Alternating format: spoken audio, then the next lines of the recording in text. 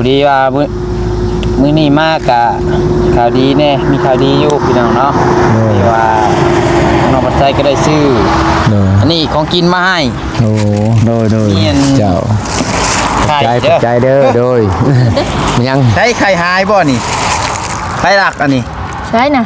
เอ้าไข่หาย2หน่วยมันเหี้ยหรอวะเฮ้ยมันพุ่งออกจากรถออกจากรถบ่ก็ได้ว่าไข่หายโย่ก็ได้ว่าซาเบลหลักครับกินน้ำทางจิตองเลยยอมเลยไข่ดิบนี่ไข่เด้อบ่สั่งเด้อโดยถูกโดยจะพันโดยเป็นพวกมีน้ำโดยมีเกลือเป็นนัวปลาแดกเด้อน้ำมันมันบอกโบแมนสไลด์โอ้ยจ้าพี่น้องน้ำมันมาซะเจ้าพอได้กินหลายมื้อเติบพี่ดอกแม่น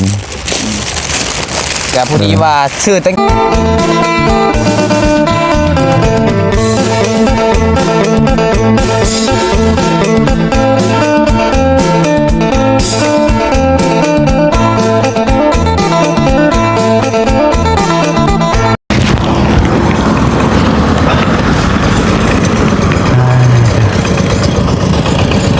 ห่อนแท้นี่บ่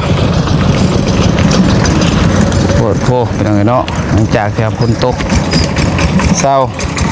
ห่อนคือเก่าพี่น้องเนาะย่ามมันได้ซะเลี้ยงบ่ได้พี่น้องเลยโธ่มาทางใดเด้สวัสดีมาวันสิพาสบายดีล้างสงกรานต์แน่นเป็นอะไรยังอันนี้ของกินแล้วก็ไปเพิ่นว่าลงจังหันบ่เอาเครื่องลงจังหันแล้วก็เมียว่าไปเทนน้ำพี่น้องเพิ่นแล้วก็ตะเกาสิเมื่อน้าแพกเพิ่นละประชาก็เลยมาอยู่ก้อนเมียว่าบ่มีผู้อยู่ก็เด้อซีนบ่ซีนหมูตัวอึ่งโอ้อึ่ง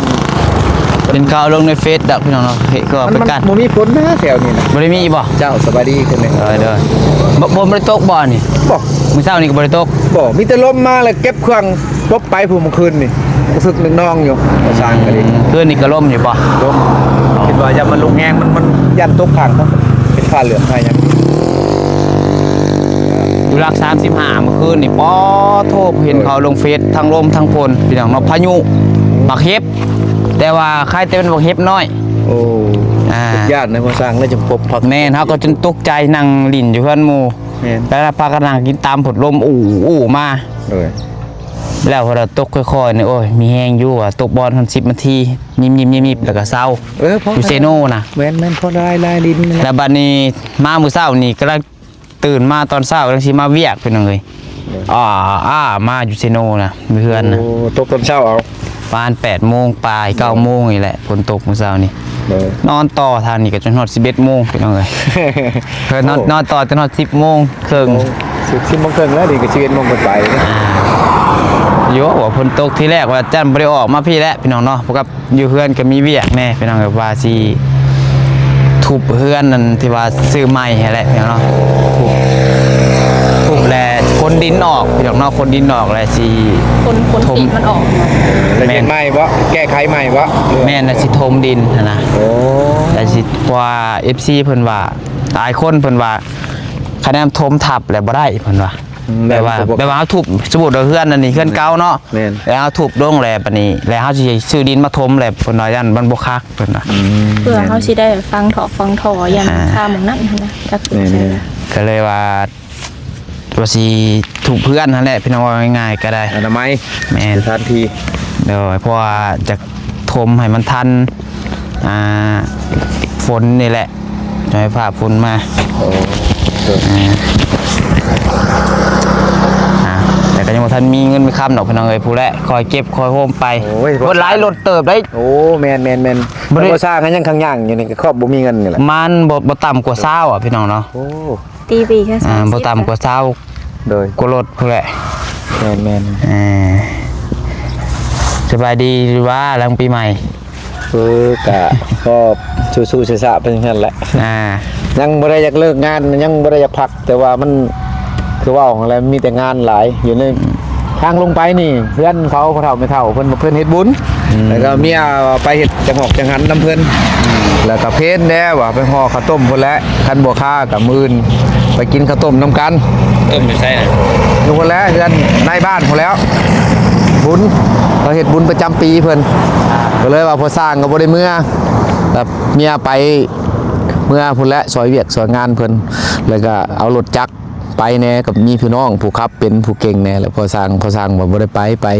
ก็บ่มีผู้อยู่เลยจากเฮ็ดงานขอแขกนำเฮือนน้ำซานนี่แหละถ้าครอบครัว ใช่ลูกชาย ลูกชายก็อยู่นำกันกับแม่คุณพุ่นเลย มาแต่มื้อใดนะคือว่าเฮ็ด มื้อซืนสองคืนเด้อดิ มา2คืนแล้ว คืนเมื่อวานนี้กับคืนนี้มาแต่ผูกแขนเฮือนพอช่างผูกแขนนี่แม่แล้วก็กลับเมื่อแล้วก็เห็นเพิ่นมาใหม่มาบุญว้าวจักเห็นอันใด เห็นจะส่งหาอยู่ โดย ได้มาพี่น้องเพิ่น โดย ผูกแขนติ แม่นผูกแขนนี่แม่ผูกแขน ว่า ปีสงกรานต์นั่นแหละโดย มื้อนั้นก็ค่าเวียกแน่พี่น้อง โดย เราไปส่งพระ โดย ส่งมื้อไปส่งพระแน่ โดย ก็เลยว่าผู้ใดมา มาใช้เพิ่นพอได้ว่าอยากให้เพิ่นเมื่ออยู่เฮือนเพิ่นผัดยังบ่เมื่อบุญทวีอยู่หั่นก็โทรมาก็พ่อก็เช็คว่าหมูน้องหมาน้องแมวเด้อเจ้าของว่าเบิ่งเกลือให้น้องได้น้องยังบ่ได้เมื่ออยู่น้ำพ่อนี่แล้วบอกเพิ่นอยู่ วีอยู่ติ แม่นนั่นก็อยากมา เฮ็ดเวียกเฮ็ดงานน้ำพ่ออยู่พ่อว่ายังบ่มีงานโดยเอาเป็นหยังคือ เวียกบ่บุญทวี มากับงานมันบ่หลายเด้ช่วงนี้มันก็งานบ่หนักแล้วก็มันยากนี่แหละแรงง่ายก็ดี ที่เขาหนาฝนน่ะได้นี่ แม่นข้าวน้ำความกินก็มันก็บ่อยากหนาปานใดคือเว้าหั่นแหละพ่อก็ มาก็คือเว้านั่นแหละ แม่นมันจะกินอะไร เอาก็บ่อยากออนไลน์ แม่น แม่นเพิ่น โดย จอยมันเสีย FC เพิ่นสิว่าเฮาอีก แม่น ทางสิเพราะว่าคือ FC เห็นพี่น้องเนาะเฮ็ดเวียกก็คือน้องเพิ่นก็เฮ็ดคือแบบลิ้นหัวหั่นแหละพี่น้องเนาะเงินเบิดแล้วก็จังมาได้เงินแล้วก็เมื่อแต่ก็สุดแล้วแต่ทุกเจ้าเด้อ โดย ถ้าจะอยากเอามาก็เอามา เพิ่นก่อนมันบ่มีเวียกแล้วพอสร้างก็คือบ่มีอะไรเทพื้นบ่เฮ็ดงานพอสร้างอยู่ในเฮือนเองแค่นี้หั่นนะไปเฮ็ดบ่อนอื่นก็เฮาก็ลำบากคนว่าเพิ่นก็บางเทื่อเพิ่นก็เฮือนเซาเขาซื้ออันหนึงอันสองก็แม่นอยู่ดอกเพิ่นก็หาค้ำหาย่อคือพ่อนี่ก็ได้ซื้อกินหลายอย่างบัดมันยากน้ำมันดีกันเที่ยวไปเที่ยวมานอนอยู่พุ่นก็กินฮอดลูกป้าให้อยู่เฮือนเพิ่นเองซะมีหยังก็ให้เพิ่นหากินแล้วมาเที่ยวมาจอบเอาก็คล้ายๆกลัวก็มันก็หลายอย่าง หาน้ำมันก็คือว่าอะไร แม่น มันก็ยากอยู่พี่น้องเพราะว่าคะแนนว่าตั้งใจแบบเฮ็ดเวียก แม่น นี้ล้อนี่เฮาก็จังไว้แบบนึงเพราะว่าบ่แม่นว่าเทื่อดำเทื่อเดียวพี่น้องเนาะมันก็หลายเทื่อแหละน้องเพิ่นก็ได้คือเฮาเห็นมากก็ต้อง3มื้อกับมื้อเพิ่นออกมีดอกก็อ้างเพิ่นเป็นนั่นเป็นนี่แล้วพอได้เงินใช้หันนะ โดย อันนี้เบิดกะทักทายสบายดีแล้วก็สวัสดีเด้อพี่น้องเด้อ ได้ สบายดีกันเบิดสุขุสุคนพี่น้องเนาะพอกันกับซ่องสายกกสายบุญเขาพอกับน้องปัดไส้พี่น้องเอ้ยหลังจากที่ว่าห่างหายกันไปตั้งแต่วันที่13 34พอผักปีใหม่แน่พี่น้องน้องปัดไส้ก็ แม่ ได้ น พา ที่แหละโดย ซาเบลไปชงพระไปดินไปเที่ยวแน่พี่น้องเนาะก็บ่ได้ไปกับไสไกลดอกเฮาก็ ดิน อยู่เพื่อน แถวบ้านนั่นแห โอ้ ละ โหดีชมเชยเลยโดย ตอนนี้โอ้ เลยแม่นแหละเป่านิ้วแหละ กล่าวไป5ไป หาน้องแต้วว่ะกันชาวแต้วหาป้าหั่นแหละเห็นอยู่เมื่อวานนี่เห็นบ่เตียงเข้าไป แล้วก็ไปแวะน้องรถจนาแล้วก็พอช่างแน่ มาเที่ยวบ่ แม่น น้องน้อยบ่โอเค เป็น โอ ไม้ เค ไปแล้วพงโฮไปแล้ว โอ้โห โดย โอ้ แน่โดย เป็นทางใดซะเรื่องบ้านฮอดสิได้เลย ก็อยู่แบบนี้แหละมันยังบ่ทันได้ลงมาแต่พุ่นกันสิดำเนินอยู่พี่ก็มันพอดียากมีแต่เฮาสิเอาบล็อกก็ได้แล้วปูนก็ได้น้ำแน่เลยก็แล้วแต่พุ่นแล้วมาดำเนินการต่อ ปูนหามาจากซอบปูน โอ้มาหลายอยู่ก็ยังบ่ทันได้เอามาตื่มยันฝนตกมันแข็งเด้มันสิสั่งมาอยู่นี่ก็จะสอบบ่ได้กวดเบิ่งสิเอารถมาแก่หรือสิปกไว้ ซื้อมาตัวน้อยบ่แกมาเอง แม่นแกมาเองเลยก็สิไปเอารถหมู่เขาพะเท่าหั่นแหล้วรถไถเพิ่นซื้อน้ำมันใช้รถไถเพิ่นถ้ามาไว้เฮาเพิ่นบ่ได้เฮ็ดเฮาอย่ามันแข็งเด้ก็เลยว่าอันนั้นก่อนบ่แม่น บอกเด้จักร้อยใช่บ่ บอกหันแตะเก่าว่าหัน200บัดนี้ผู้ที่เป็น400 เอามา400ก้อน แม่น400ก้อนหนึง 5,000ถึกเท่าไรเบานิ้วก้อน 5,000 ก้อน 5,000บ่บ่ แม่น5,000ปลายพุ่นเลยเขาบ่ยังมาชงดำ100 200อันนี้ก็เอารถไถไปแก่เอา 5,000เลย แม่น ตะกี้ก่อนละจักพัน 4,000ปลาย บอกก่อนละ5,000เลยพี่น้อง 4,400 4,300ตะกี้หั่นช่วงนี้แหละช่วงน้ำมันขึ้น ไฟฟ้าเนี่ยยังว่าเท่าไหร่ แม่น 4,000 3,000ปลายบ่3,500 3,700 3,500 3,700โดย 5,000ก่อน แม่น5,000ปลาย ก่อน10,000 น้อยก็บ่มาชงว่ะโยพอสร้างก็จนบ่จักแนวเว้าเลยเพิ่นเว้า สำกับซื้อหมี่กับไข่เลย นี่ก็เป็นการคิดจะเฮ็ดห้านอยู่ด้วยพี่น้องเอ้ยแต่ว่า โอ้ ก่อนละ5,000นั่นสิได้ไปหาขี้นแล้วมันน้อยเอา แม่น สั่นกับพากระแตะนะเอา รวบมึงโตนี่แหละโตเงินชุบเจ้าเอามาให้มายังแล้วเลยกันท่านบอกบ่ไปบ่มาเลยเอาไม้ตัวนี้คุดขึ้นไปชี้ด้านแล้วก็มีแต่เห็ดอ้อมทางในนี้พอได้นอนก็ตัวก่อนมีเงินอย่างก่อไปต่อเฮ็ดอะไรตำหน้าเงินเฮานี่แหละคันสิเว้าก็หน้าเวียกหน้างานเฮามันก็หาคือเฮาเฮ็ดนั่นแหละแต่ก็ว่ามีอยู่เพิ่นก็ให้อยู่เฮาก็จงใจว่าสิซื้อให้มันเต็มที่แล้วมันหักมาชื่อแล้วมีแบ่งเบิ่งแล้วมันบ่พอสิได้หลายก็ได้ก็แบบนี้แหละคิดว่าสิได้หลายก้อนแน่คือบอกคือหยังก็มาได้ดีแล้วฮอด400เลยได้500 600ก็เฮาจังเอาปูนก่อไปนำก่อนโดย มอบให้เพิ่นก่อนปีใหม่หักกะ2 ล้าน โดยเจ้า ก็ให้เพิ่นจัดการเองก็ โดย รักทั้งแม่เพิ่นก็ว่าให้ซื้อปูนนั่นแหละพี่น้อง แม่นโด ให้ ย ซื้อปูนก็สิได้อยู่ประมาณต้นหนึงพี่น้อง แม่น เนาะสัก2 ล้านนี่ก็ต้นปลายผู้นแหละ ต้นปลายไปปลาย ต้นหนึงต้นปลายก็เกือบ20 สอบว่าซั่นซะ แม่น ตีไป20 สอบพี่น้อง20ไปสอบแต่สุดแล้วแต่ทางผู้สร้างเพิ่นให้เพิ่นจัดการเองขนาดแล้วเนาะว่าเพิ่นเป็นสร้างกับผู้ดีอันใดที่ขาดเหลือก็ซื้อเอาเนาะ แม่น เอาพอดีว่ามื้อนี้มากกะข่าวดีแน่มีข่าวดีอยู่พี่น้องเนาะที่ว่าน้องปัดไซก็ได้ซื้อ โดย อันนี้ของกินมาให้ โอ้โดย เนียน เจ้า ไข่ ใจเด้อโดยยัง ใช้ไข่หายบ่นี่ไข่หลักอันนี้ ใช่น่ะเอ้า ไข่หาย2 หน่วย มันเหี้ยเหรอวะ เฮ้ย มันพุ่งออกจากรถ นี่ โอ้ตรวจบ่เออ ก็ได้ว่าไข่หาย โย ก็ได้ว่าซาเบลหลักครับกินน้ำทางสิดอก โดย ยอม เอ้ย กินไข่ดิบ นี่ไข่เด้อบ่สั่งเด้อ โดยถูกโดยจะพันโดย เป็นพวกมีน้ำ โดย มีเกลือเป็นนัว โดย ปลาแดกเด้อ โดย น้ำมัน เจ้า มันบอกโบแมน สไลด์ สไลด์ โดย เจ้าพี่น้องเอ้ย โด น้ำมั ย นมาซะ เจ้า พอได้กินหลายมื้อเติบพี่ดอก แม่น ก็พอดีว่าซื้อตั้งแต่ก่อนสงกรานต์พู่นแหละมื้อเอาโทรหาเจ้าพู่นแหละ โดย แล้วจะไปเดือนน้องอูน้องอีเพิ่นเนาะ แม่น แต่น้องบันไซก็เลยบ่ได้ขึ้นมาเลยก็เลยว่า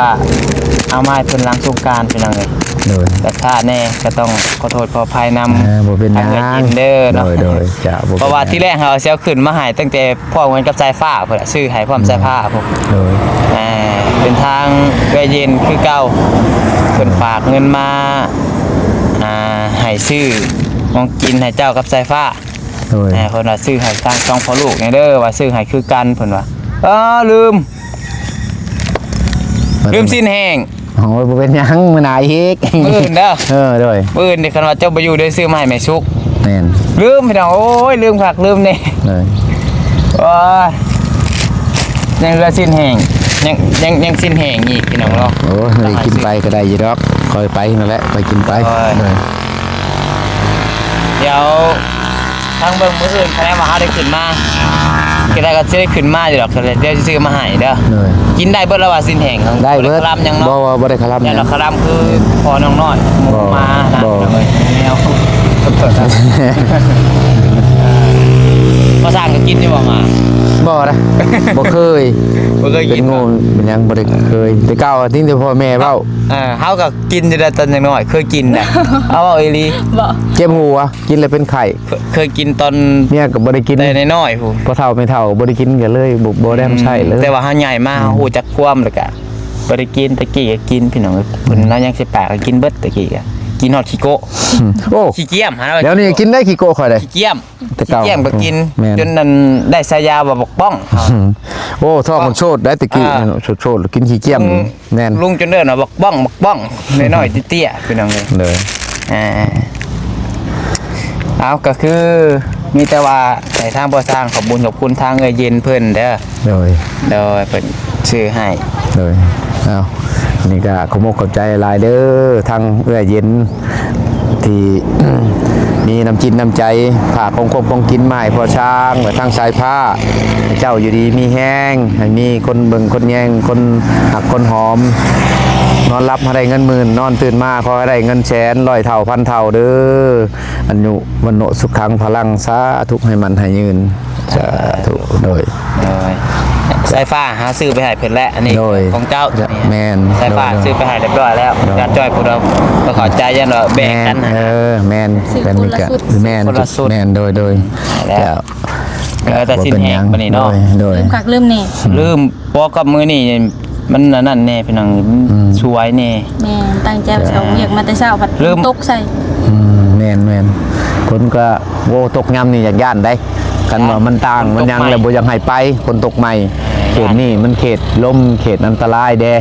มาลำสองนำทาง แห้งเติบได้อยู่ซิโนน้ำตื้นอ่างอ่ะ โอ้ น้ำตื้นอ่างอยู่แถว หรือว่าน่าจะเป็นแมลงบ่ตามข่าววันที่16หาวันที่20วันที่หยังมื้อนี่ เอ้าเฮากันใจเต็มคืน 18 พุ่น เด้อบ่ 19น่าจะเป็นมื้ออื่นคนมื้อนี้บ่ตกมันเหงาอยู่ยังว่าฟังไปยังบ่ได้นอนเจ้า นะอ่ะ นี่ก็ เนาะ ขอบใจเพิ่นเถอะเนืองเฮาก็ได้เห็นใดๆมีน้ำจิตน้ำใจ จังอาทิตย์แล้วตาเบล